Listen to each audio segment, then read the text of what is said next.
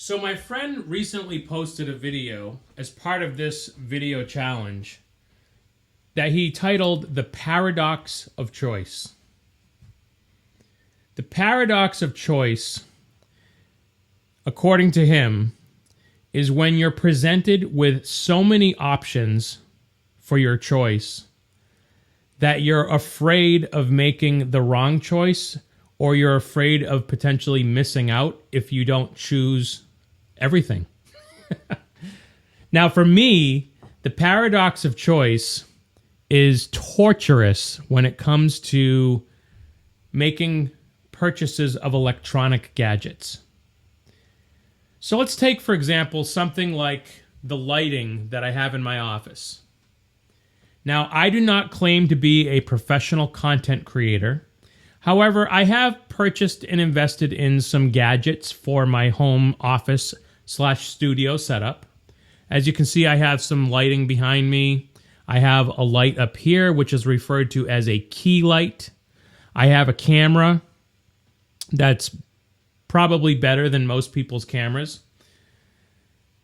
But when, for example, searching for this light, I was looking at YouTube and I'm thinking to myself, how do these people have such great lighting in their videos? There's no noise going on in the video itself, and it's just super crisp and clear. So I decided I would go out to a popular website, which I will not make any more famous than it already is, and I did searches on the term key lights.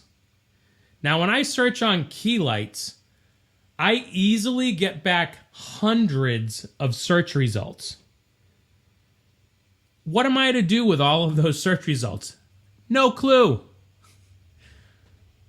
So I'm faced with a paradox of choice. I want to get a light. I want to get a light that's going to perform well and do what I want it to do. But there's way too many choices here. I can't purchase all of them. I'm not going to purchase the most expensive one. And I'm not going to purchase the cheapest one. So fortunately, what I do in these cases is I go out to YouTube and I'll do searches on the different products that I'm seeing. I'll usually pick a couple from the lowest end, a couple in the mid-price range, and a couple in the highest price range.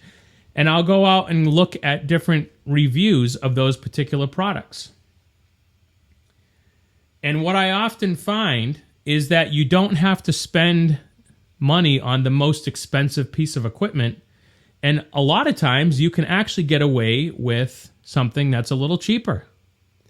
Now, this particular light that I have in my office right now, I do not claim to be a lighting professional or even a video professional.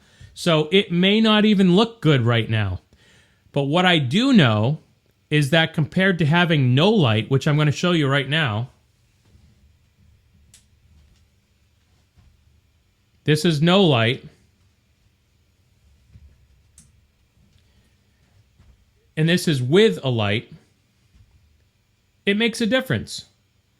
And this particular light that I purchased, I end up purchasing it after spending way too many hours researching because of my paradox of choice.